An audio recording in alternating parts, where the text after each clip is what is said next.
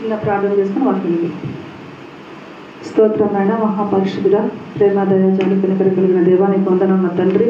ఇదిగో నా ప్రభ మరొక ఆదివారాన్ని ప్రభ మా యొక్క జీవితాల్లో ప్రవేశింపచేసి సజీవులుగా మమ్మల్ని నిలిపినందుకు నీకు వందనాలు తండ్రి. ఇదిగో నా తండ్రి, నీ వాక్యంలో చెప్పే కృపను నాకు ఇచ్చారు, వినే భాగ్యాన్ని దాసులకు ఇచ్చినందుకు నీకు వందనాలు.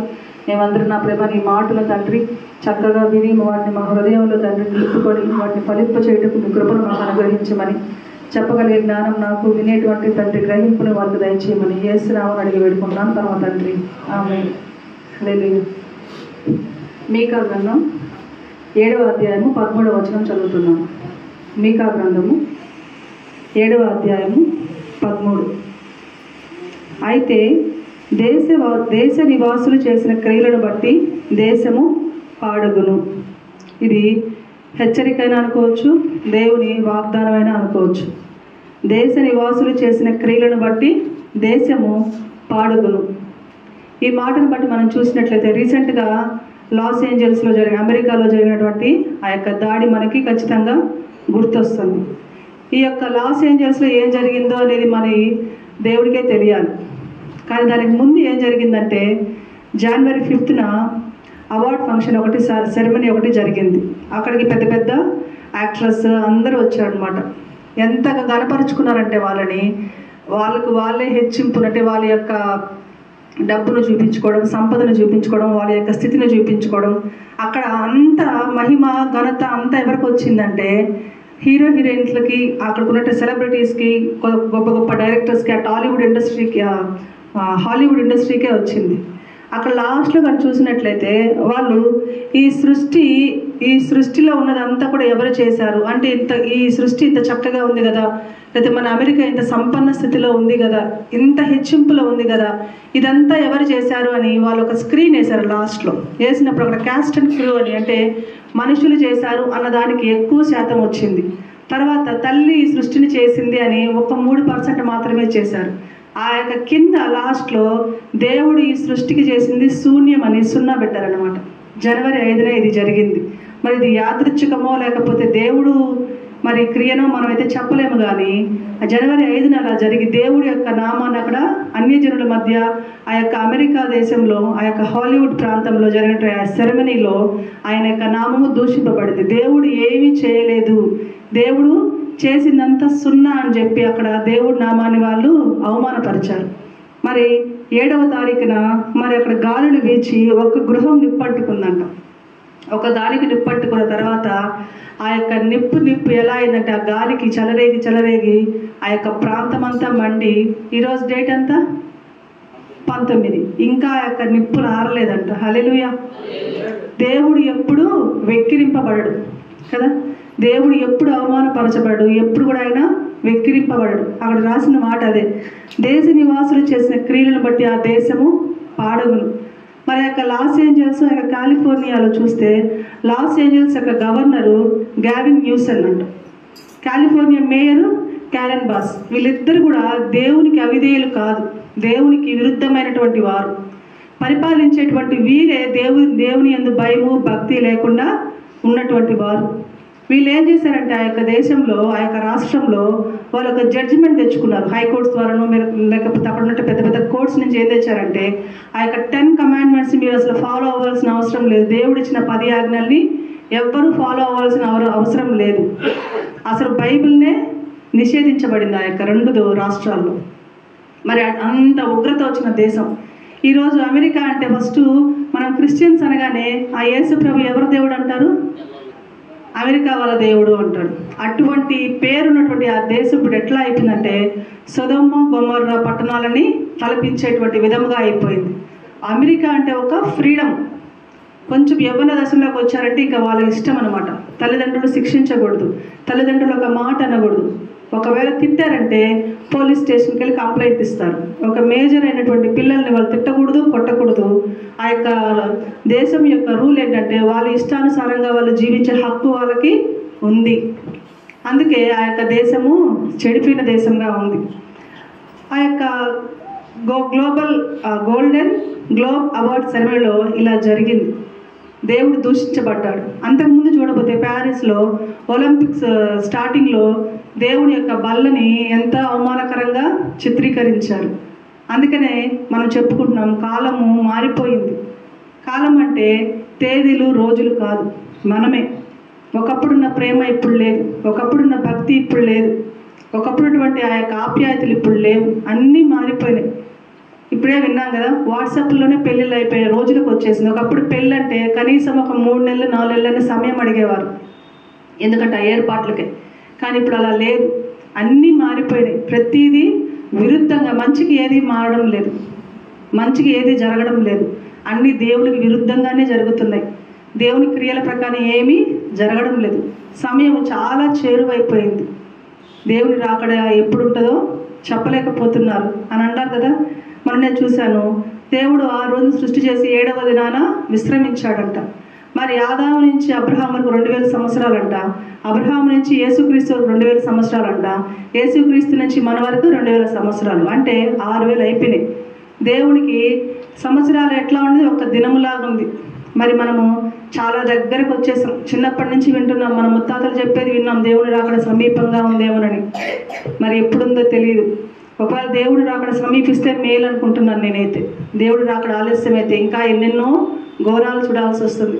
ఒక కరోనా నుంచి తప్పించుకున్నాం, సజీవులుగా ఉన్నాం. ఎంతోమంది ఆ దినములో ఆ రోజుల్లో చనిపోయారు. మనమైతే ఇంకా సజీవులుగా ఉన్నాం. సజీవులుగా ఉన్నామని సంతోషించాలనో, మన రాబోయే ఉగ్రతను బట్టి మనము భయపడాలో తెలియట్లేదు.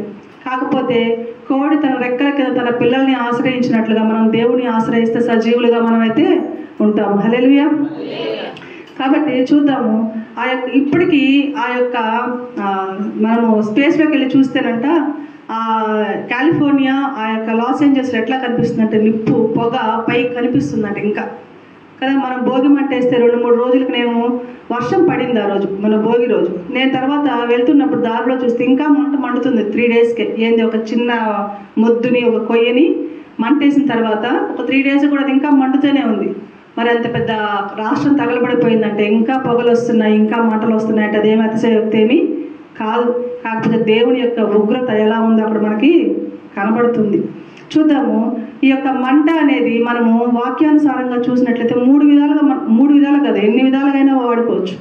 మంట అనేది మంచికి వాడుకోవచ్చు, చెడుకి వాడుకోవచ్చు కదా. ఈరోజు మనం వంట చేసుకొని తింటున్నాం, అదే మనము యోహాను సువార్త 21:9 మనం చూసినట్లయితే ఆ మాట మనకు కనిపిస్తుంది. వాళ్ళు అక్కడ దిగి వచ్చినప్పుడు అంటే ఆ మంట మీద చేపలు కాలుతున్నట్టుగా అక్కడ మనకి కనిపిస్తుంది. అంటే ఆహారం తినడానికి ఆ యొక్క చేపల్ని సిద్ధపరిచింది ఏంటి, మంట. అక్కడ మంచికి ఉపయోగపడింది. తర్వాత మనం మార్కు సువార్తలో చూసినట్లయితే 14:54 వాళ్ళు చలి కాచుకోవడానికి ఆ యొక్క మంటని ఉపయోగించుకున్నట్టుగా కనిపిస్తుంది. ఈ యొక్క మంట వంటకి ఉపయోగపడుతుంది, చలికి ఉపయోగపడుతుంది. మరి యెషయా 30:14 ఒకసారి చూద్దాం. యెషయా గ్రంథం 30:14 చదువుతున్నాను చూడండి. కుమ్మరి కుండ పగలగొడబడినట్లు ఆయన ఏమీ విడిచిపెట్టక దాన్ని పగలగొట్టును. పొయ్యిలో నుండి నిప్పు తీయుటకు గాని, గుంటలో నుండి నీళ్లు తీయుటకు గాని దానిలో ఒక్క పెంకైనా దొరకదు. ప్రభువును ఇజ్రాయేలు యొక్క పరిశుద్ధ దేవుడునగు యెహోవా ఇలాగు సెలవిచ్చుచున్నాడు, మీరు మరలి వచ్చి ఊరకుండుట వలన రక్షింపబడదరు. మీరు ఊరకుండి నమ్ముకునుట వలన మీకు బలము కలుగును. అయినను మీరు సమ్మతింపక, అట్లు కాదు మేము గుర్రములు నెక్కి పారిపోవదమంటిరి, కాగా మీరు పారిపోవలసి వచ్చాను. దేవుడు చెప్తున్నాడు, ఈ యొక్క నేను కానీ ఒకటిగానే నిర్ణయించుకొని చేస్తే, ఒకవేళ ఆ యొక్క కుమ్మరి కుండ పగలగొట్టబడినట్లు నేను కానీ దాన్ని పగలగొట్టేస్తే దాంట్లో నుంచి మీరు తీసుకోవడానికి మీకేమీ దొరకదు. ఒకవేళ పొయ్యిలో నిప్పు తీసుకొని పక్కన వాడుకుందామని కూడా నిప్పు తీసుకున్నా కూడా మీకేమీ దొరకదు, బూడిద చేసేస్తాను. కట్టె కాలితే ఏమవుతుంది, నిప్పు అవుతుంది. కానీ ఆ నిప్పును కూడా మనం వదిలేసాం. కొంతమంది ఆర్పి బొగ్గులు చేసుకుంటాం, కానీ వదిలేసి అది ఏమైపోతుంది, బూడిద అయిపోతుంది. సో మీకు పొయ్యిలో నుంచి నిప్పు తీసుకోవడానికి కానీ, గుంటలో నుంచి నీళ్లు తీయడానికి కూడా మీకు పెంకు కూడా దొరకకుండా చేస్తాను. కాబట్టి మీరు కానీ నా ధనను ఆశ్రయిస్తే, మీరు ఊరుకుండి ఏం చేయకుండా నా దగ్గరికి వచ్చి చేతులు చాపి ప్రభువును రక్షించు అంటే మీరు రక్షింపబడతారు. మీరు ఊరుకుండి నమ్ముకున్న వల్ల మీకు బలము కలుగుతుంది. మీరు ఏం చేయనవసరం లేదు కదా. ఆ రోజు ఎర్ర సముద్రం ఎదురొచ్చినప్పుడు మోషే ఏం చెప్పాడు, మీరు జస్ట్ దేవుడు చేసేటువంటి అద్భుత కార్యాలను చూడండి, అని చేతులెత్తి యెహోవాకు ప్రార్థన చేసినప్పుడు ఏమైంది? ఆ యొక్క ఎర్ర సముద్రం 2 పాయలుగా చీలి 6 నెలలపై నడిచినటువంటి సందర్భాలు మనము చూసాం. హల్లెలూయా. అలాగే మీరు ఊరకుండి చూడండి, మీరు ఊరకుండి నా సన్నిధికి రండి, మీరేం భయపడవలసిన అవసరం లేదు. చాలా ఉగ్రత దినాలు వస్తున్నాయి, చాలా మనం చెడిపోయే రోజులు వస్తున్నాయి, అయినా మీరు భయపడవలసిన అవసరం లేదు. మీరు ఊరకు నా దగ్గరికి వచ్చి ప్రభువా శరణు అని వేడితే మీరు రక్షింపబడతారు. ఊరకుండి నా దగ్గర నిల్చుంటే మీరు బలం పొందుతారు. అట్లా కాదు మా ఇష్టం, మేము అక్కడికి వెళ్తే మేము రక్షింపబడతాము, ఇక్కడికి వెళ్తే మేము రక్షింపబడతాము అంటే మీ ఇష్టం. అప్పుడు మీరేమొస్తుంది? పారిపోవలసి వస్తుంది. ఈరోజు అదే జరిగింది. ఆ యొక్క ఎంత రిచెస్ట్ కంట్రీ, మన దేశంలోని ఒక రిచెస్ట్ సుసంపన్నమైన దేశం ఏదంటే అమెరికా దేశం. అక్కడ ఉన్నటువంటి టెక్నాలజీ ఇంకెక్కడా లేదు. అక్కడ ఉన్నటువంటి గొప్ప గొప్ప వాహనాలు కానీ గొప్ప గొప్ప భవనాలు కానీ ఎక్కడా లేదు. ఈరోజు దాన్ని చూసి విలపిస్తున్నారు. అయ్యో నాకు మనం యూట్యూబ్ ఓపెన్ చేస్తే మేము ఎంతో కష్టపడి కట్టాము ఈ భవనాన్ని, ఇది కూలిపోయింది, ఎన్నో కోట్లు ఖర్చు పెట్టి. ప్రియాంక చోప్రా గారి ఇల్లు కూడా అక్కడ ఉందంట, కాలిపోయిందంట. సినీ యాక్ట్రెస్ యొక్క ఇల్లులు. హాలీవుడ్ అంటేనే అది పెద్దది. ఇప్పుడు మనకి ఇది మన తెలుగు ఇండస్ట్రీ టాలీవుడ్ అంటాము, మన హిందీ వాళ్ళది బాలీవుడ్ అంటాం. ఆ బాలీవుడే మనకి ఎంతో గొప్ప అనుకుంటారు మన టాలీవుడ్ వాళ్ళు. అంతకు 100 ఉంటుంది హాలీవుడ్. అంతా సర్వనాశనం. ఎంతో కోట్లు ఖర్చు పెట్టి మేము చేసుకున్నామని వాళ్ళు ఇప్పుడు ఏం చేస్తున్నారు? ఏడుస్తున్నారు, మాది అది పోయింది, ఇది పోయింది, అది పోయింది. మరి కోట్లు ఖర్చు పెడితే మళ్ళా వస్తుంది ఆ వస్తువు. అటువంటి వస్తువుకి ఈరోజు నువ్వు తలలో కొట్టుకొని తలలో బాదుకొని విలపిస్తుంటే, మరి నిన్ను నన్ను రక్తం ఇచ్చుకున్న దేవుడు నువ్వు నేను నాశనం అయిపోతుంటే ఆయన ఇంకెంత విలపిస్తున్నాడు? మనం జ్ఞాపకం చేసుకోవాల్సిన వారమై ఉన్నాం. ఈ యొక్క సందర్భాన్ని మనము నెమరు వేసుకోవాలి. దేవుడు వస్తువులు పోయిన దానికి వీళ్ళు ఇంత ఏడుస్తుంటే మరి మనిషి చనిపోతే తిరిగి వస్తుందా అండి? ఒక కారు చెడిపోయింది, తగలబడిపోయింది, పాడైపోయింది, కొత్త కారు ఎంతో ఖర్చు పెట్టి కొనుక్కోవచ్చు. ఇల్లు తగలబడిపోయింది, మళ్ళీ కట్టుకోవచ్చు. వస్తువులు పాడైపోయినాయి, మళ్ళీ కట్టుకోవచ్చు. కానీ కొన్ని కోట్లు అంతా కలిసి అంతా ఉన్నదంతా దారపోసిన కొన్ని కోట్లు ఖర్చు పెట్టిన తిరిగి రాంది మనిషి ప్రాణం. మరి అటువంటి నిన్ను నన్ను వదిలేస్తాడు దేవుడు? నీవు నశించిపోకూడదని ఎన్ని అవకాశాలు మనకి ఇస్తున్నా మనం ఇంకా గ్రహింపు లేకనే ఇలాగనే ఉంటున్నాం. ఇలానే ఉండిపోతే దేవుడు అంటున్నాడు మీరు ఊరకుండండి అంటే మంచికి ఊరకుండండి. అంతేకాదు దేవుడు ఏం చేస్తాడులే, ప్రార్థన చేయకుండా ఊరకుంటే కాపాడండి. అందుకే అన్నాడు ఆయన, మీరు ఇదేముందిలే అని సమ్మతింపక నేను చెప్పు మాటని మీరు వినక అట్లు కాదు మేము గుర్రబళ్ళకి పారిపోదాం అనుకుంటారా? వెళ్ళండి, మీ ఇష్టం. మరి లోతు కుటుంబాన్ని బయటకు తీసుకొచ్చి కాపాడాడు. మీరు ఆ కొండ ప్రాంతానికి పోంటే అంత దూరం నేను ఎక్కలేనని చెప్పి కిందనే ఉండిపోయాం. మరి దేవుని మాటకి నీవు విధేయం చూపించలేదు. మరి అట్లా చేసినా కూడా ఆయన దేవుడు చెప్పిన మాట రక్షింపబడి ఉంటాడేమో, అట్లా కూడా ఆయన చేయలేదు. కాబట్టి దేవుని మాట మనం వినాలి. ఈరోజు దేవుడు నీకు నాకు ఎప్పుడు నేరుగా మాట్లాడు. మనకు వాక్యము చెప్తుంది, ఎవరి స్వరము నా స్వరం ఎవరికి వినపడదు. ఎంతోమంది వినాలని ప్రయత్నించారు కానీ వినపడదు. దేవుని స్వరం నీవు నేరుగా వినలేవు. కానీ ఎట్లా వింటాము? దైవజనుని మాట ద్వారా నీవు దేవుని యొక్క స్వరాన్ని వినాలి. హల్లెలూయా. దేవుడు నీతో నేరుగా మాట్లాడండి, ఇది ఖచ్చితం.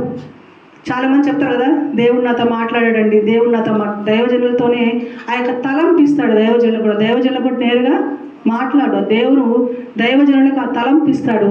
ఆయన మాట ద్వారా మనకి హెచ్చరికలు చేస్తాడు. కాబట్టి మీరు మందిరానికి వచ్చినప్పుడు జాగ్రత్తగా మాటలు వినాలి. ఈ మాటలు నాకే, ఈ యొక్క హెచ్చరికలు నాకే, ఈ ఆజ్ఞ నాకే అని మనం ఎప్పుడైతే అనుకుంటామో సనుగుకోక మనం రక్షింపబడతాం. అంతేగాని వీళ్ళేది నాకే చెప్తున్నారే అని మనము సనుక్కుంటే గొనుక్కుంటే మీ ఇష్టం, పారిపోవాల్సి వస్తుంది. మీరు పారిపోతారా? పారిపోండి. ఈరోజు అదే జరిగింది. అందరూ పారిపోయారంట, తిరిగి వచ్చి చూస్తే అక్కడ ఏమీ లేదు. కాబట్టి దేవుని ఉగ్రత చాలా సమీపంగా ఉంది, చాలా ఉగ్రత దినము దగ్గరగా ఉంది. మనం ఎప్పుడైతే రక్షింపబడాలి అని అనుకుంటామో దేవుని మందిరంలో తప్ప మనకి ఎక్కడ ఆశ్రయం లేదు. మీరు కానీ చూసినట్లయితే అసలు అంతకంటే అద్భుతమైన విషయం మనం కీర్తనలు 91 చదువుకున్నాం కదా. ఏందన్నమాట? నీ ప్రక్కన 1000 మంది కూలిన, నీ కుడి పక్కన 10,000 మంది కూలిన అపాయం నీ వద్దకు రాదు. హల్లెలూయా.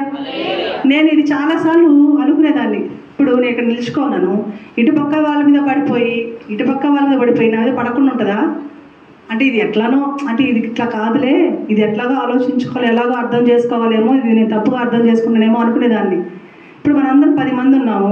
ఇటుపక్క కూలిపోయి ముందు కూలిపోయి వెనక కూలిపోయి నేను ఒక్కటే బతుకోవడం కొంచెం సాధ్యమేనంటారా? కదా సాధ్యం కాదు కదా. కానీ ఇది సాధ్యమైంది. హల్లెలూయా. మనం దాన్ని చూసినట్లయితే ఆ యొక్క ప్రాంతంలో అన్నీ కూలిపోయినాయండి. ఒక్క ఇల్లు మాత్రము అస్సలు తగలబడలేదు. దేవునికి లోబడిన ఇల్లు అంటది. ఆయన సాక్ష్యం చెప్తున్నాడు. హల్లెలూయా. ఆయన ఏడ్చి చెప్తున్నాడు. ఆయన నా ఇల్లు అంత చుట్టుపక్కల అంతా కాలిపోయింది. మీరు కాళ్ళు చూడొచ్చు, యూట్యూబ్లో ఉంది. ఆయన ఏడ్చి చెప్తున్నాడు, నా ఫ్రెండ్స్ అందరు చనిపోయారు, నా ఫ్రెండ్స్ ఇల్లంతా కాలిపోయినాయి, నా బ్లాక్లో నా ఇల్లు ఒక్కటే ఉంది అంటే అప్పుడు నువ్వు ఇదేమో నీ పక్కన 10,000 మంది కూలిన అపాయం ఎద్దకు రాదంటే ఇదే కాబోలు. దేవుని సంరక్షణ నీకు ఉండాలి, దేవుని రక్షణ నీకు ఉండాలి. ఆ విశ్వాసం నీకుంటే ఎంతమంది ఎన్ని పిడుగులు పడినా ఎంత ఉగ్రదినం వచ్చినా మనమైతే కాపాడబడతాం. హల్లెలూయా. నోవాహు కాపాడబడినట్టుగా మనము కాపాడబడతాం. ఈరోజు సొదొమ గొమొర్రా పట్టణాలు ఎన్నోసార్లు దేవుడు వాళ్ళకి హెచ్చరికలు చేశాడు. అయినా వాళ్ళు లోబడిన ప్రజలైపోయారు. మా ఇష్టానుసారంగా ఆ రోజు మోషే మీద తిరగబాటు చేసినట్టుగా మాకు దేవుడు లేడు, మాకు దేవుడు మేమే చేసుకుంటామని ఒక దూడను చేసుకున్నట్టుగా ఈరోజు నువ్వు నేను ఇష్టానుసారంగా చేస్తే దేవుడు నీకేమీ అడ్డు చెప్పడు. కానీ తీర్పు దినం ఉంది, చాలా జాగ్రత్తగా ఉండండి. రాబో దినాల్లో ఇప్పుడు అమెరికా దేశాలు ఎట్లయితే, అమెరికా దేవుడి ఎరిగిన దేశం, అది క్రిస్టియానిటీ అంటే అమెరికా అనేవాళ్ళు ఒకప్పుడు. అటువంటి దేశంలోనే బైబిల్ నిషేధించేశారంట. మాకు బైబిల్ అవసరం లేదు, 10 ఆజ్ఞలు అవసరం లేదు, మా ఇష్టానుసారంగా మేము జీవిస్తున్నామని. మరి ఇంకా రాబో దినాల్లో మరి మనకెలా ఉందో తెలియదు. ఇంకా ఆ యొక్క ఇరాక్లో అయితే అసలు బైబిల్ చదివితే చంపేస్తారు. మనం ఎంతో ధన్యులం. ఈ యొక్క భారతదేశంలో ఉన్న మనము ఎంతో ధన్యులం. మనకి చక్కగా మాటలు వినిపిస్తున్నా కూడా బైబిల్ మనకి అందుబాటులో ఉంది, మనం చదువుకోవచ్చు. అయినా కూడా మనకి కేర్లెస్నెస్, లెక్కలేనితనం, దేవుడు అంటే భయం లేనితనం కదా. ఒక మాట చూద్దాము.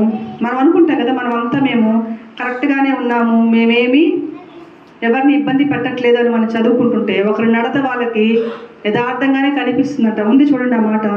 సామెతల గ్రంథంలో మనకు కనిపిస్తుంది. సామెతలు 16వ అధ్యాయము ముందు 2 చూద్దాం. ముందు సామెతలు 16వ అధ్యాయం 2వ వచనం. ఒకరి నడతయు వాడి దృష్టికి నిర్దోషములుగా కనబడును. యెహోవా ఆత్మలను పరిశోధించును. నీ దృష్టికి నేనేం తప్పు చేయలేదు, అందరూ వాళ్ళు నన్ను నిందిస్తున్నారు, ఆయన నన్ను తప్పుగా అనుకున్నాడు, నేనేమి తప్పు చేయలేదు అని మనకు కరెక్ట్గానే అనిపిస్తుందంట. చూద్దాము. ఒక నడతలని వాడి దృష్టికి నిర్దోషములుగా కనబడును. యెహోవా ఆత్మను పరిశోధించును. నీ ఆత్మ ఎవరు పరిశోధిస్తున్నారు? నేను పరిశోధించలేను, నీ పక్కన వాళ్ళు పరిశోధించలేరు. నీ ఆత్మ నీకు తెలుసు, నువ్వు ఎటువంటి పనులు చేస్తున్నావు, ఎటువంటి క్రియలు చేస్తున్నావు. కానీ బయట మాత్రం నేను నిర్దోషిగా కనబడాలని అనుకుంటావు, కానీ దేవుడికి అన్నీ తెలుసు. మరి అదే కిందకు వచ్చి 25 చూడండి. ఒకని మార్గము వాడి దృష్టికి యథార్థముగా కనబడును, అయినను తుదకు అది మరణమునకు చేరును. హల్లెలూయా. నీకు కాదు యథార్థంగా కనపడాల్సింది, నువ్వు దేవునికి. మనం దేవునికి యథార్థంగా కనపడాలండి. ఎందుకంటే ఆయన ఆత్మలను పరిశోధించేవాడు. నీ ఆత్మని కుళ్ళు పట్టనీయని చెప్తున్నాడు ఆయన. నీ ఆత్మ ఒక్క ఆత్మ కూడా నశించిపోవడం ఆయనకి ఇష్టం లేదు. అందుకే మనకి ఇంకా సమయం ఇస్తూ ఉన్నాడు. కానీ మనం ఇంకా గ్రహింపు లేకనే ఇంకా హెచ్చించుకుంటానే దేవుడికి ఎంత దూరం వెళ్ళిపోతున్నామో మనకే తెలియట్లా.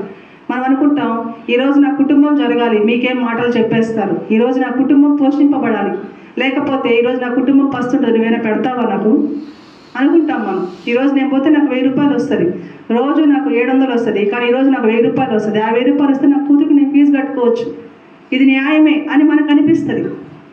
మన నడతలు మనకి యథార్థంగానే కనిపిస్తాయి. నేనేం తప్పు చేయలేదు, నేనేమైనా సినిమాకి వెళ్ళానా, షికార్కి వెళ్ళానా, నా కుటుంబ పోషణకి కదా నేను వెళ్ళాను అని మనం అనుకుంటాం. కానీ తుదకది ఎక్కడ నడిపిస్తుందట? మరణానికి. జాగ్రత్త, రోజులు చాలా దారుణంగా తయారైపోతున్నాయి. మనము తీర్పు తీర్చుకోకూడదు. దేవుని దగ్గర ప్రతి దినం మనం పరిశోధించుకోవాలి. ప్రభువా, నేను చేస్తుంది కరెక్టేనా? నా కుటుంబ పోషణకు 6 రోజులు నీకు ఇచ్చాడు దేవుడు, 7వ రోజు నా మందిరానికి రమ్మంటున్నాడు. ఎన్నోసార్లు చెప్పుకుని ఈ క్షణం నువ్వు ఎక్కడున్నావు?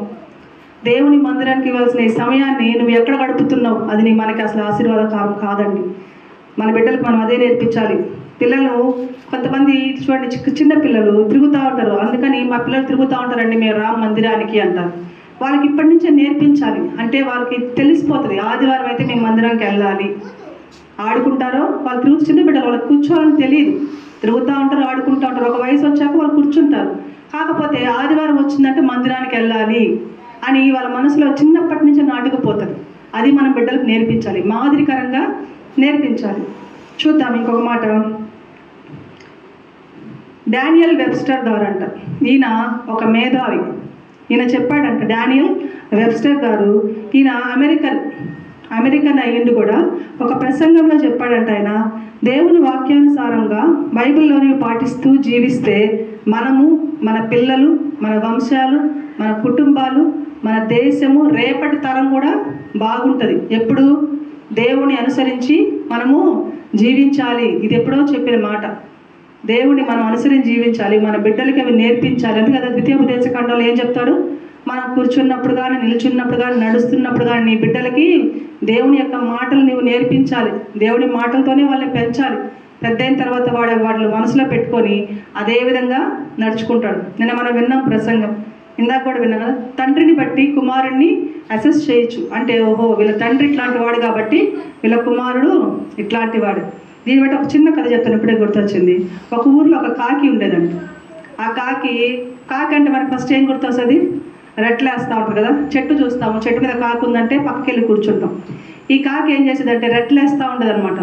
ఆ తర్వాత చాలా రోజులకి ఆమె చనిపోయే స్థితికి వచ్చేసింది.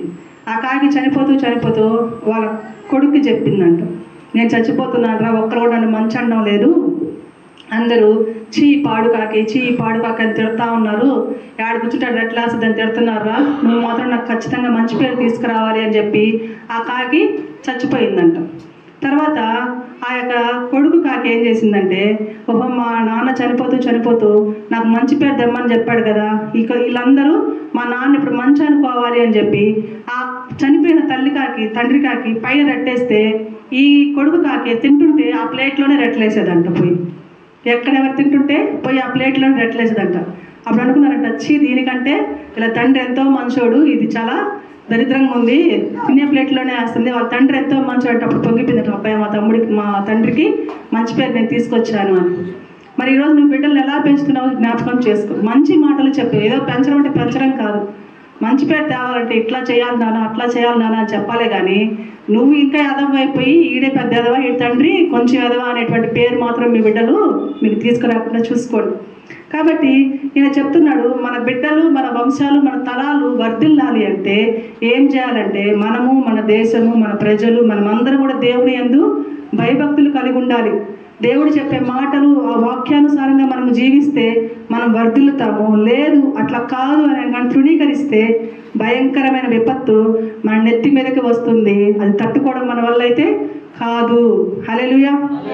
ఈయన చెప్పిన మాట ఇది. మీకు కావాలంటే డానియల్ వెబ్స్టర్ యొక్క ప్రసంగం చూడండి, దాంట్లో ఆయన చెప్పబడింది. మీరు కనుక ఇదొక్క మాటల్ని కానీ, మనము కానీ, మన కుటుంబాలు కానీ వీటిని తృణీకరిస్తే ఆ యొక్క విపత్తు వాడి నెత్తి మీదకి వస్తుంది అని చెప్పాడంట. ఇప్పుడు వాళ్ళ నెత్తి మీదకే అగ్నిగంధకాలు వచ్చి ఉన్నాయి. ఆ యొక్క ఒక పక్క చూడబోతే భయంకరమైన చలి గాలి, ఇంకా పక్క చూడబోతే మంటలు. ఈ గాలికి ఈ మంటలు ఇంకా ఎక్కువైపోతున్నాయి. ఎంత ఆర్పాలని ట్రై చేస్తున్నా కూడా ఆర్పలేకపోతున్నారంట ఆ మంటల్ని. ఇప్పటికీ గడిచిపోయే దినాలు అయినా ఇంకా పొగ ఆకాశాన్ని అంటుతుందంట.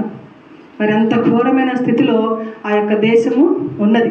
ఈరోజు నువ్వు నేను సురక్షితంగా క్షేమంగా ఉన్నావు అంటే దేవుని కృప కాదా? మనము ఆ యొక్క దేవునికి ఒక్క రోజు ఇవ్వడానికి మనం ఎంత కష్టపడిపోతున్నాము, ఎంత బాధపడిపోతున్నాము. సమయానికి 2-3 గంటలు నువ్వు దేవుని మందిరంలో గడపలేకపోతే మరి దేవుడి కాపుదల నీకు దేవుడు జీవితం అంతా ఇవ్వాలంటే ఎలా కుదురుతుంది కదా? అదేందో సామెత ఉంది కదా, ఇదిగో తీయగూర అంటే ఇదిగో పుల్లగూర కదా, ఈ లోక సామెత అది. కానీ దేవుడు నువ్వు ఒక క్షణం ఇస్తే జీవితాంతం కాపాడుతానంటే నువ్వు ఆ యొక్క క్షణం ఇవ్వడానికి కూడా ఎంతో బాధపడిపోతున్నావు. ఇది ఇంకా చూసినట్లయితే 3:24 ఆదికాండంలో ఒకసారి చూద్దాం. 3:24 అన్న చదవగలరు? ఆదికాండం 3వ అధ్యాయము 24వ వచనం. అప్పుడు ఆయన ఆదామును వెళ్ళగొట్టి ఏదెను తోటకు తూర్పు దిక్కున కెరూబులను మార్గమును కాచుటకు ఇటు అటు తిరుగుచున్న హల్లెలూయా. జీవ మార్గమునకు పోవు ఇటు అటు అంటే ఇంకా జీవానికి నీవు మళ్ళీ తిరిగి రాకూడదు. ఆదాం పాపం చేసి వెళ్ళిపోయిన తర్వాత నీవు మరలా జీవానికి తిరిగి రావడానికి కుదరదని ఇటు అటు అగ్ని జ్వాలను పెట్టాడంట దేవుడు. మరి ఈరోజు మందిరానికి మనం నేరుగా నడుచుకొని వచ్చేస్తున్నాం. ఈ యొక్క కృపాకాలంలో మనం ఉన్నాం. మరి ఆయన ఉగ్రత దినం రాకముందే మనమైతే ఆయన్ని ఆశ్రయించిన వారమైతే ఆ యొక్క జీవ మార్గానికి క్షేమంగా నడిచి వెళ్ళిపోతాం. ఒకవేళ లేదు అనుకుంటే ఆ యొక్క అగ్ని జ్వాలను కాపలా పెట్టినట్టు, ఎక్కడున్న అగ్ని జ్వాలలు, ఆ అగ్ని ఆరదు, పురుగు చావదు, నేరుగా దాంట్లోకే పంపించేస్తాడు. జీవానికి వెళ్ళే దారి మనకి మూసేస్తాడు దేవుడు. నీవెవరో నాకు తెలియదు అంటాడు. ఆ రోజు మనం ఎంత అంగలార్చినా వ్యర్థము. దేవుడు మనల్ని కనికరించేటువంటి దినము లేదు. మన ఆయన రాధా మనోహర్ అంటున్నారు, ఆయన ఎప్పుడు కూడా క్రైస్తవుల్ని విమర్శిస్తూ ఉంటారు. ఏదో పాట ఏసు గొర్రెలం, మేము ఏసు గొర్రెలం అంటే దానికి కింద కామెంట్ ఒకటి పెట్టారంట, మేము గుణానికి గొర్రెలమే కానీ మా జోలికి వస్తే మేము సింహాలము అని పెడితే ఆయన అంటున్నాడు, అంటే మొత్తానికి మీరు మనుషులు కాదని ఒప్పుకుంటున్నారు. అంటే క్రైస్తవులు వికృత పాలైపోతున్నారు, అపహాస్యం పాలైపోతున్నారు. మీరు సింహాలు అంటున్నారు, గొర్రెలు అంటున్నారు. నిజమే, మనము మనుషులమే కానీ గుణానికి వస్తే సింహాలు, యూదా గోత్రపు సింహం యొక్క వారసులం మనం. కాబట్టి ఇప్పుడు గొర్రె స్వభావంతోనే ఉన్నాడు ఆయన, కానీ రేపటి దినమున సింహములాగా వస్తారు. గర్జించే సింహము కాదు. గర్జించే సింహానికి ఎవరు భయపడరు. గర్జించే సింహం ఎవరు? అపవాది. ఇటు అటు తిరుగుతూ ఎవరిని మృంగుదుమా అని గర్జించే సింహంలాగా. ఒక సింహం గర్జిస్తే ఆ పక్క ఎవరైనా పోతారా? సింహం ఉందని తెలిసిపోద్ది. కానీ మాట వేసే సింహమే చాలా భయంకరమైనది. మన దేవుడు అలాగే రాబోతున్నాడు. హల్లెలూయా. ఎప్పుడు వస్తాడో తెలియదు, ఎలా వస్తాడో తెలియదు, దొంగలాగా వస్తాడంటున్నాడు. కాబట్టి రోషము కలిగి మనము జీవించాలి. ఇటువంటి మాటలు, ఇటువంటి ఏవి కూడా మనల్ని ఏమి చేయలేవు. మనం దేవుణ్ణి ఆశ్రయించే వారిగా ఉండాలి. చూద్దాం ఇంకొక మాట. ఆదికాండం 19:24-25 చూస్తే మనకు తెలుసు, సొదొమ గొమొర్రా మీద ఆయన అగ్ని గంధకాలని కురిపించినట్లుగా చూస్తున్నాం. పాపాన్ని ఆయన క్షమించే దేవుడు కాదు, ఇది తీర్పు దినం. అందుకే తీర్పు తీర్చాడు ఆదాముకి. నీవు మరలా జీవానికి తిరిగి రాకుండా అగ్నిజ్వాలను అడ్డుపెట్టినట్టు తీర్పు తీర్చేశాడు. తర్వాత మళ్ళీ మనుషుల మీద ప్రేమ చావక మళ్ళీ సృష్టిని చేసుకుంటూ వస్తుంటే మరలా సొదొమ గొమొర్రాలో ఇదే పరిస్థితి. పాపానికి బానిసలైపోయారు, పాపానికి వాళ్ళు విడిచిపెట్టలేకపోతున్నారు. అప్పుడు దేవుడి యొక్క ఉగ్రత మరలా ఆ యొక్క సొదొమ గొమొర్రా మీద కుమ్మరించబడింది. అగ్ని గంధకాలతో ఆ యొక్క దేశాన్ని నాశనం చేసేసాడు. ఇప్పుడు ఎట్లయితే ఈ సొదొమ గొమొర్రా లాస్ ఏంజల్స్, కాలిఫోర్నియాకి ఎలా ఉన్నాయంటే సిమిలారిటీస్గా ఉన్నాయి. ఇంకోటిగా మనం చూసినట్లయితే లాస్ట్ యెషయా గ్రంథం 7:1 చూడండి ఒకసారి. యెషయా గ్రంథం 7వ అధ్యాయము. యూదా రాజైన ఉజ్జియా మనవడును యోతాము కుమారుడైన ఆహాజు దినములలో సిరియా రాజైన రెజీనును ఇజ్రాయేలు రాజైన రెమల్యా కుమారుడైన పెహాకును యుద్ధము చేయవలెనని యెరూషలేము మీదకి వచ్చిరు గాని అది వారి వల్ల కాకపోయెను. హల్లెలూయా. ఎవరెవరో మన మీదకి వస్తారు యుద్ధం చేయడానికి. దేవుడు మనకి కాపలాగా ఉంటే వాళ్ళు మన మీద జయించలేరు కదా. ఇల్లు కట్టు వాడి ప్రయాస వ్యర్థం అంటున్నాడు. ఎప్పుడు? యెహోవా ఇల్లు కట్టించని ఎడల. దేవుడు మన పట్ల క్రియలు చేయకపోతే అది ఎంత ప్రయాసపడినా వ్యర్థం కదా. నీవు కూర్చొని ప్రార్థన చేస్తే అక్కడ ఫలితం దొరుకుతుంది. ఇక్కడ చూడండి, వాళ్ళు యుద్ధం చేయవలనని యెరూషలేము మీదకి వచ్చింది కానీ అది వారి వల్ల కాకపోయాను. ఎప్పుడు మనం దేవుని ఆశ్రయిస్తే. ఇటువంటివి ఎన్నో వింటూ ఉంటాం. అక్కడ ఉగ్రత వచ్చింది, ఇక్కడ ఉగ్రత వచ్చింది, అక్కడ దేవుడు వికరింపబడుతున్నాడు, కానీ మన మీదకైతే ఇంకా రాలా. హల్లెలూయా. ఈరోజు నువ్వు నేను భారతదేశంలో చెప్పాలంటే మన యొక్క ఆంధ్ర రాష్ట్రంలో, తెలంగాణ రాష్ట్రాల్లో ఎట్లున్నారంటే దేవుడు భయభక్తులు కలిగి ఉన్నారు. మళ్ళీ ఆ నార్త్లో మళ్ళీ లేరు. మనం చూసినట్లయితే మొన్న గుజరాత్లో కానివ్వండి, ఆ తర్వాత ఎక్కడ అది మన క్రైస్తవుల్ని చంపేస్తూ వస్తున్నారు, మణిపూర్. ఆ నార్త్లో అంత భయభక్తులు లేవు, దేవుడికి అంత భయపడేవారు లేరు. కాబట్టి సమీపిస్తూ వస్తుంది. దేశాలు దాటింది, రాష్ట్రాలు దాటుతుంది, ఇంకా జిల్లాలకి రావాల్సిన సమయం వచ్చేసింది. అమెరికా దేశంలో చూసాం, ఇండియాలోనే మన నార్త్లో చూసాం, ఇంకా మన ఆంధ్ర, తెలంగాణలో, మన సౌత్లో దేవుని యందు భయము భక్తి ఎక్కువే ఉన్నాయి. కాబట్టి ఇంకా ఉగ్రత దినం మన మీదకి రాలేదు. కాబట్టి నీ కొరకు, నీ బిడ్డల కొరకు నువ్వు ప్రతి దినము ప్రార్థన చేయాలి. ప్రకటన, అందుకే ప్రకటన గ్రంథం 16:8-9 అన్నిటినీ దేవుడు తీర్పు తీర్చడానికి సిద్ధముగా పెట్టేస్తున్నాడు. చూడండి ఒకసారి ప్రకటన. 4వ దూత సూర్యుని మీద కుమ్మరింపగా మనుషులను అగ్నితో కాల్చుటకు సూర్యునికి అధికారం ఇవ్వబడింది. సూర్యుడికి అధికారం ఇచ్చేస్తున్నాడు దేవుడు, కాల్చివేయడానికి, అగ్నితో కాల్చివేయడానికి. అంతిమ తీర్పులోకి మనము వచ్చేస్తున్నాం. ఇంకా నువ్వు నేను సిద్ధపాటు కలిగి జీవించడం తప్ప ఇంకేమీ చేయలేని వారము. చేతులెత్తి దేవునికి ప్రార్థన చేయడము, సిద్ధపాటు కలిగి జీవించడం తప్ప ఇంకా మనం ఏం చేయలేము. ఎందుకంటే దేవుడే కాదు, దేవుని కింద ఉన్న ఆకాశాన్ని కూడా ఆయన హెచ్చరికలు చేసేస్తున్నాడు. అంత్య దినంలోకి మనము వచ్చేస్తున్నాం. ఎక్కడ ఉగ్రతలో, ఎక్కడ పిడుగులో, ఎక్కడ అగ్నిగంధకాలు ఏమీ చెప్పలేని దినాల్లో మనము ఉన్నాము. ఆఖరి మాట చూసి నేను ముగిస్తాను. ప్రకటన 21:8 చూసినట్లయితే, పిరికి వారును, అవిశ్వాసులను, అసహ్యులను, నరహంతకులను, వ్యభిచారులను, మాంత్రికులను, విగ్రహారాధకులను, అబద్ధికులందరూ అగ్నిగంధకముతో మండు గుండములో పాలు పంపులు పొందుదురు. ఇది రెండవ మరణం. ఇక్కడ మనం చనిపోతాము, చనిపోయిన తర్వాత తీర్పు దినంలోకి వెళ్తాము. రెండవ మరణం తర్వాత మరలా ఇంకా మనకి మరణం లేదు, జీవం లేదు. హల్లెలూయా. కాబట్టి రెండవ మరణం చాలా జాగ్రత్తగా ఉండాలి. మనం జీవానికి పోతాము. అగ్ని ఖడ్గ జ్వాలల్ని ఆయన అడ్డంగా పెట్టేస్తున్నాడంట, జీవానికి పోకుండా. ఇక్కడ చూడకపోతే వీళ్ళందరూ వీళ్ళ మనం ఉన్నామేమో చూసుకోవాలి. విగ్రహారాధికులు అన్నారు, వ్యభిచారులు, నరహంతకులు, అవిశ్వాసులు, అబద్ధికులు, ఇవన్నీ మనలో లేకుండా మనము చూసుకోవాలి. కాబట్టి ఇంకొకటిగా చెప్పి నేను ముగిస్తాను. న్యూయార్క్ బఫెలో అనే ఒక డ్రైవర్, న్యూయార్క్లో బఫెలో అనే ఒక డ్రైవరు, ఆయన కంపెనీకి ఎంప్లాయీస్ని తీసుకెళ్తూ ఉన్నట్ట. జనవరి 7న పొద్దున ఎంప్లాయీస్ని తీసుకెళ్తూ ఉంటే ఆయనకి వెనకెక్కడో పొగ కనిపించిందంట, ఎక్కడెక్కడో పొగ. ఈయన ఎంప్లాయీస్ టైం అయిపోతున్నా కూడా బస్సు ఆగి, ఒక్క నిమిషం ఇప్పుడే వస్తానని చెప్పి త్వరగా వెళ్ళిపోయి ఆ యొక్క ఇల్లు తడుతూ ఉన్నాడంట. చాలాసేపు తట్టడంట ఇల్లు. వాళ్ళు తీట్ల ఎర్లీ మార్నింగ్ కదా, నిద్రలో ఉన్నారు. అంటే 8, 9 అమెరికన్స్ అంత ఈజీగా మార్నింగ్ లేవరు కదా. కొడుతూ ఉన్నాడంట, కొట్టి చాలాసేపటికి ఇంకా వెళ్ళిపోవాలంట. వాళ్ళు తీసే వరకు కొడుతూనే ఉన్నాడంట తర్వాత తలుపు కొట్టిన తర్వాత వాళ్ళు బయటకు వచ్చిన తర్వాత ఆయన చెప్తున్నాడు, మీ ఇంటి వెనక పొగొస్తా ఉంది, చాలా పెద్ద పొగొస్తుంది, మేబీ అది మండుకోవచ్చేమో, మీరు మీ ఇంటి వారు మీ పక్కింటి వాళ్ళకి చెప్పి జాగ్రత్తగా ముందు బయటకు వచ్చేసేయండి అని చెప్పి వెళ్ళిపోయాడంట. వెళ్ళిపోయిన తర్వాత వాళ్ళు చూసుకొని త్వరగా పక్కింటి వాళ్ళకి, ముందంటి వాళ్ళకి, వాళ్ళు చెప్పుకొని సజీవులుగానే వాళ్ళు బయటికి వచ్చేసారంట. తర్వాత అంతా తగలబడిపోయిందంట. ఆయన మాత్రం త్వరగా వెళ్ళి తర్వాత ఆయన పని ఏంటి, వాళ్ళ ఎంప్లాయీస్ని తీసుకెళ్ళిపోవాలి. వెళ్ళి ఎంప్లాయీస్ని తీసుకెళ్ళిపోయాడంట. నేను ఎందుకు చెప్పానంటే, మన బాధ్యత ప్రకటించడము మన బాధ్యత, సువార్తను ప్రకటించడం మన బాధ్యత. వింటారా వినకపోతారా తర్వాత వాళ్ళ ఇష్టం. మన ఈ యొక్క దినచర్యలో మనకి ఎన్నో పనులు ఉంటాయి, కానీ అందులో ఒక భాగ్యము దేవుడు ఏం చెప్పాడంటే, సర్వలోకానికి వెళ్ళి సర్వ సృష్టికి సువార్తను ప్రకటించమన్నాడు. నిన్ను వలె నీ పొరుగు వారిని ప్రేమించమన్నారు. ఒకరు చెడిపోతుంటే, ఒకరు నాశనం అయిపోతుంటే మనం చూస్తూ ఉండకూడదు. వెళ్ళి వాళ్ళని హెచ్చరించాల్సిన బాధ్యత నీది. అది వింటే వాళ్ళు సజీవులుగా ఆ రోజు వాళ్ళు విన్నారు, బయటకు వచ్చేసారు. వినకపోతే దాన్ని తగలబడిపోయి ఉంటారు. పొగ ఎక్కడో వస్తుంది, పొగ వస్తేనే ఇల్లు తగలబడిపోతాయా, ఈడెవడు పిచ్చోళ్ళ పొద్దున్నే వచ్చి మన నిద్ర డిస్టర్బ్ చేశారని వాళ్ళు వెళ్ళి పడుకోవాలి. వాళ్ళు లేచి వాళ్ళు వెనక్కి వెళ్ళి చూస్తే పెద్ద పొగ వస్తుందంట. వాళ్ళు ఎస్టిమేట్ చేసుకొని ఇప్పుడంతా ఆ బఫ్లో గురించే మొత్తం నెట్ అంతా, యూట్యూబ్ అంతా. కాబట్టి మన బాధ్యతలు మనము తప్పకుండా నిర్వర్తించాలి. ఏంటి మన బాధ్యత అంటే, సువార్తను ప్రకటించడము, ఆత్మను రక్షించడము, నిన్ను వలె నీ పొరుగు వారిని ప్రేమించడం.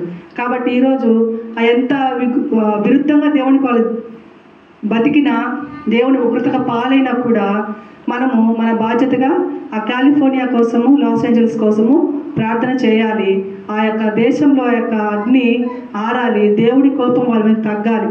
మనం కూడా ఇతరులకు సువార్త చెప్పి ఇతరులను రక్షించే వారిగా మనం కూడా ఉండాలి.